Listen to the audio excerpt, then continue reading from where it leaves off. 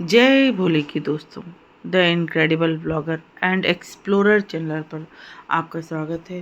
दोस्तों, हम हर व्रत की, हर त्योहार की पूजा विधि, उनकी कथा तथा उनको मनाने की विधि और उसके महत्व के बारे में हम बात करते हैं।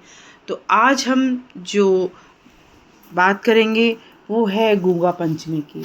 दोस्तों, गुगा पंचमी क्यों मनाई जाती है, कब मनाई जाती है और इसकी विधि क्या है, यह सब मैं आपको बताऊंगी। उससे पहले यदि आपने मेरे चैनल को सब्सक्राइब नहीं किया है तो आप मेरे चैनल को सब्सक्राइब कर लें, लाइक करें, शेयर अवश्य करें, ताकि जो लोग इस तरह की कथाओं का श्रवण करना चाहते हैं, इस तरह की जानकारी चाहते हैं, उन्हें ये वीडियो अवश्य पहुंचाएं। आपको ये वीडियो कैसा लगता है, आपको ये जानकारियाँ कैसी लगती हैं, मुझे कमेंट बॉक्स में लिखकर आप ज़रूर बताएं। आपने मेरे चैनल को सब्सक्राइब कर लिया है तो बेल आइकन ज़रूर दबाएं, ताकि आपको मेरे हर वीडियो की नोटिफिकेशन सबसे पहले मिले। तो अब हम बात करेंगे गुगा पंचमी के बारे में। यह पर्व भादो माह लगते ही पंचमी को मनाया जाता है। इस दिन नागों की पूजा की जाती है। सर्वप्रथम एक कटोरे या मिट्टी के सकोरे में दूध लेकर सांपों को पिलाया जाता है अथवा उनके बिलों में डाल दिया जाता है। फिर घर में जाकर दीवालों पर गेरू पोतकर थोड़े से दूध में कोयला डालकर दोनों को मिलाकर एक करने के बाद इससे एक चौकोर खाका बनाकर उसमें 5 सांपों को चित्रित करके, जैसा कि आप वीडियो में देख रहे हैं, इस तरह का चित्र बनाएं। फिर उसे घी के दीपक से आरती उतारें। फिर इन्हें शुद्ध जल, कच्चा दूध, रोली, बाजरा, चावल, आटा, घी तथा चीनी मिलाकर चढ़ाएं। साथ में दक्षिणा भी चढ़ाएं। इसके बाद नाग पंचमी की कथा सुने। कहानी सुनने के बाद बाजरा, मोठ तथा भीगे चने का बायना अपनी सास को दें। उनके चरण स्पर्श कर उनका आशीष ग्रहण करें। यह व्रत सौभाग्यवती स्त्रियों का व्रत है। इस व्रत को करने से स्त्रियों के सौभाग्य में वृद्धि होती है, उनके पतियों का अरिष्ट का नाश होता है, दीर्घायु तथा सुख सौभाग्य प्राप्त होता है, पति की हर विपत्ति दूर होती है और सभी मनोकामनाएं पूरी होती हैं। कई लोगों के यहाँ बहनें पूजा करके भाइयों को टीका लगाती हैं और उन्हें मिठाई आदि देती हैं और स्वयं चना और चावल का बना हुआ बासी भोजन उस दिन करती हैं।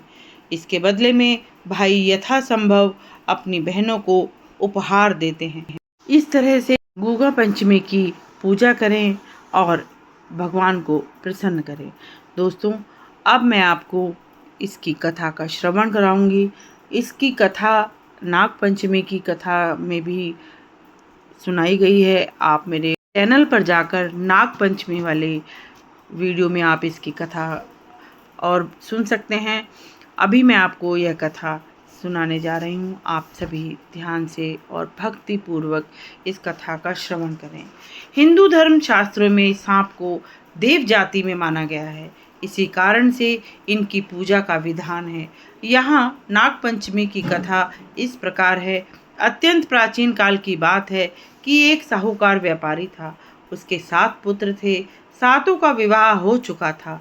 साहूकार के 7 पुत्रों में सबसे छोटे पुत्र की पत्नी बड़ी सचित्र, सच्चे स्वभाव वाली सद्गुणी स्त्री थी। एक दिन साहूकार की सबसे बड़ी बहू ने अपनी छोटी बहुओं से कहा कि घर लीपना बहुत ज़रूरी है, हम सब चलकर मिट्टी खोद लाएं। इस पर घर लीपने के लिए, पीली मिट्टी खोदने के लिए साहूकार की 7 बहुएं खुरपी छपड़ा लेकर निकल पड़ी। एक गड्ढे के पास पहुंचकर जब वह मिट्टी खोदने लगी तो मिट्टी खोदते खोदते संयोगवश एक सर्प निकल आया। सांप को देखकर साहूकार की सबसे बड़ी बहू उसे मारने लगी। इस पर जेठानी को समझाते हुए छोटी बहू प्रेम से बोली, अरे अरे, आप इसे क्यों मार रही हो? यह भी एक जीव है, इसे मारना ठीक नहीं है। इसने हम सबको कोई नुकसान नहीं पहुंचाया है, इसलिए इसे मत मारो। छोटी बहू की बात मानकर जेठानी और अन्य बहुएं सांप को मारने से रुक गई। सांप भी मिट्टी से निकलकर एक और जाकर अकेला बैठ गया। इसके बाद सबने मिट्टी खोदी और चलने लगी। तो छोटी बहू ने सांप से कहा कि जब तक मैं लौट कर ना आऊं तब तक आप यहीं बैठे रहना। इतना कहकर साहूकार की सातों बहुएं अपने घर आकर अपने अपने काम में लग गईं। सर्प से कही हुई बात को भूल गई। दूसरे दिन सर्प से कही हुई अपनी बात छोटी बहू को याद आई। वह अपनी जिठानियों को साथ लेकर उस गड्ढे के पास पहुंची तो उसने देखा कि सांप जहां बैठा था वहीं बैठा हुआ है। सांप को अपने स्थान पर बैठा देखकर छोटी बहू दूर से ही बोली, भाई राम राम। सांप बोला, तूने मुझे भाई कहकर आदर दिया है इसलिए छोड़ रहा हूँ, नहीं तो मैं तुमको खा जाता, क्योंकि कल से अब तक मैं यहीं पर बैठा हुआ हूँ। छोटी बहू विनम्र होकर बोली, क्या करूं भाई, मैं तो एकदम भूल ही गई थी, पर जैसे ही याद आई मैं तुरंत दौड़ी दौड़ी तुम्हारे पास आई हूँ। सांप बोला, तुमने मुझे अपना भाई बनाया है इसलिए तुम्हें कुछ मांगना है तो मांगो। छोटी बहू बोली, भाई मेरी जिठानी की पाजेब खो गई है, उसे ला दो। सांप ने बहू की खोई हुई पाजेब लाकर दे दी। अपनी खोई हुई पाजेब पहनकर बड़ी बहू घर चली आई। छोटी बहू ने भी हाथ जोड़कर सर्पराज को विदा किया। यह विचार करने लगी कि यह सर्प तो कोई देवता है।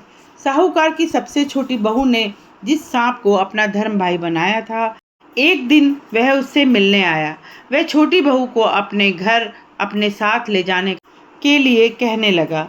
घर वाले आनाकानी करने लगे तो छोटी बहू ने बोला, ये हमारे भाई हैं, इनके साथ मुझे भेज दो। इस पर छोटी बहू को सांप के साथ भेज दिया गया। छोटी बहू के साथ सांप उसे अपने घर ले आया। सांप की माता ने छोटी बहू का खूब स्वागत सत्कार किया। सबने अच्छे भोजन मीठे वचनों से अपना प्रेम प्रकट किया। एक दिन सांप की माँ छोटी बहू से बोली, मैं घूमने जा रही हूँ, तुम अपने भाई को इस गर्म दूध को ठंडा कर पिला देना। छोटी बहू दूध को ठंडा करने की बात भूल गई और गर्म दूध ही अपने भाई को दे दिया। जब भाई ने गर्म दूध पिया तो उसका मुंह जल गया और उसकी पूंछ गिर गई। सांप को छोटी बहू पर बहुत गुस्सा आया, पर वह अपने यहाँ अतिथि सोचकर भूल हुए काम की सोचकर चुप रह गया। घूमकर जब सांप की माँ आई तो उसने भी अपने बेटे के जले हुए मुंह को देखा और पूंछ गिर जाने की बात की पता चली तो छोटी बहू पर बड़ा क्रोध आया, पर उसने भी छोटी बहू से कुछ नहीं कहा, क्योंकि वह भी यह समझ रही थी कि यह कुछ दिनों की मेहमान है। कुछ दिनों तक अपने यहाँ प्रेम से रखकर सांप ने अपनी माँ से पूछा, क्या बहन को उसके घर पहुँचाऊँ, क्योंकि इसे आए बहुत समय हो गया है, घर वालों को कष्ट हो रहा होगा। सांप का प्रस्ताव उसकी माँ मान गई। इसके बाद माँ ने बेटी को सुंदर वस्त्र, रत्नों और आभूषण तथा बहुत सारा धन देकर प्रसन्न करते हुए कहा, हमारे यहाँ 7 कमरे हैं, इनमें से जिसे चाहे तू खोल ले और कोठे का सारा धन लेकर चली जा, लेकिन 7वें कमरे को खोलने की बात भूल कर भी मत करना, क्योंकि इसमें भारी संकट है। स्त्री को यदि कोई काम मना कर दिया जाए तो वह उसे और अधिक तीव्र इच्छा से करने की इच्छा रखती है। छिपाए गए रहस्य को जानने की उसकी भारी रुचि होती है। इसी स्वभाव के वशीभूत होकर छोटी बहू की भी उत्कंठा जाग उठी। वह बोली, अरे भाई, मैं तो 7वें कमरे को ही खोलूंगी, देखूं आखिर इसमें है क्या। छोटी बहू न मानी तो उसने 7वां कमरा खोला। 7वें कमरे का ताला खोलते ही उसमें एक भयानक मोटा अजगर सर्प फुंकार मारते हुए निकला। अजगर सर्प जैसे ही फुंकारता हुआ बाहर आया, वैसे ही छोटी बहू हाथ जोड़कर उससे बोली, दादाजी राम राम। अजगर बोला, तुमने मेरे निकलते ही मुझे दादाजी कहा, इसलिए तुम्हें छोड़ रहा हूँ, नहीं तो मार कर खा जाता। छोटी बहू बोली, आप तो हमारे दादाजी हैं, इसलिए आप मुझे मार कर कैसे खा सकते हैं। इस पर अजगर बोला कि अब मैं तुम्हारा धर्म पिता हूँ, तुम्हें जो चाहिए तुम मुझसे मांग सकती हो। छोटी बहू ने कहा कि मुझे हीरो का हार चाहिए। इस पर अजगर ने एक अत्यंत बहुमूल्य हीरो का हार लाकर छोटी बहू को दे दिया। छोटी बहू हीरो का हार पाकर और सारा धन लेकर बहुत खुश हुई और वह अपने घर को चली आई। जब छोटी बहू घर आई तो उसकी जिठानी बोली, तेरा भैया तो नाग देवता है, तो उनसे कहकर तू सोने चांदी की बोरियां क्यों नहीं मंगवा लेती। जिठानी की यह बात नाग देवता ने सुन ली। नाग देवता ने 5 बोरी सोने चांदी अपनी बहन के घर भेज दी। जब दोबारा सांप अपनी बहन से मिलने आया तो उसे देखकर छोटी बहू की जिठानी बोली, तुम्हें झाड़ने के लिए झाड़ू चाहिए, अपने नाग भाई से कहकर चांदी की झाड़ू मंगवा ले और उसी से झाड़।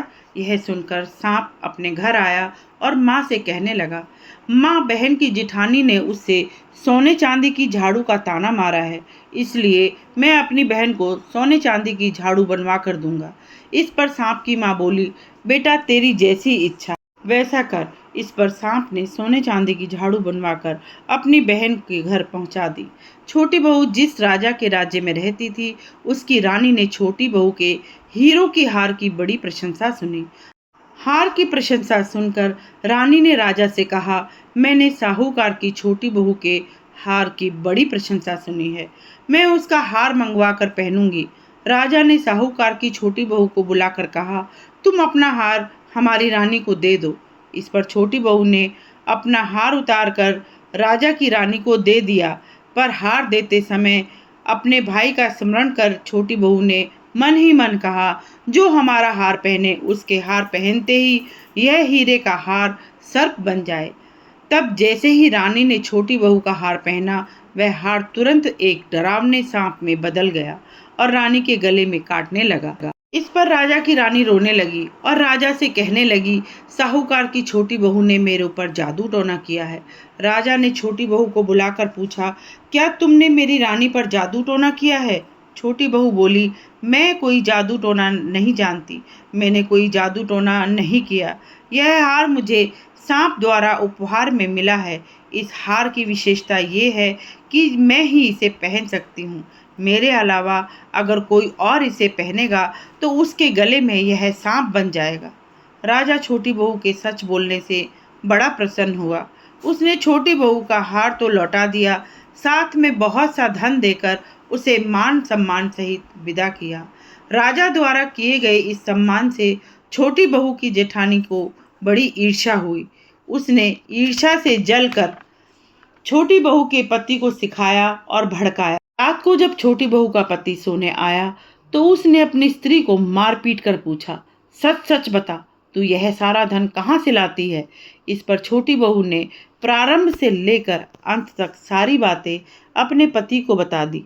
छोटी बहू का पति भी अपनी स्त्री की सरलता और सच्चाई से बड़ा प्रसन्न हुआ। बस उसी दिन से नाग पंचमी का त्योहार मनाया जाने लगा तथा सांपों की पूजा की जाने लगी। हे नाग देवता, जैसी उदारता और दया आपने साहूकार की छोटी बहू पर दिखाई है, वैसी ही हम सब पर दिखाना। हम प्रत्येक नाग पंचमी के दिन आपकी प्रेम पूर्वक पूजा अर्चना करते रहेंगे। हे नाग देवता, आप इसी तरह अपना आशीर्वाद बनाए रखना। जैसा आपने छोटी बहू के ऊपर अपना प्रेम दिखाया, अपना आशीर्वाद दिया, इसी तरह आप हम सब पर अपना आशीर्वाद बनाए रखें। हे नाग देवता, आप हमारे सभी कष्टों को हरें, सुख संपत्ति धन वैभव दें। दोस्तों, यहाँ पर हमारी नाग देवता की कथा समाप्त होती है। आप गुगा पंचमी के दिन इस कथा का श्रवण अवश्य करें, क्योंकि इस कथा के श्रवण से ही गुगा पंचमी की पूरी पूजा विधि और उसके व्रत का फल हमें मिलेगा। दोस्तों, जैसा कि आप चित्र में मैंने आपको दिखाया है, उस तरह का चित्र बनाकर आप नाग देवता की पूजा करें। नाग देवता आपकी हर मनोकामना पूर्ण करेंगे, ऐसा मैं महादेव से प्रार्थना करती हूँ। महादेव आपकी हर इच्छा पूर्ण करेंगे।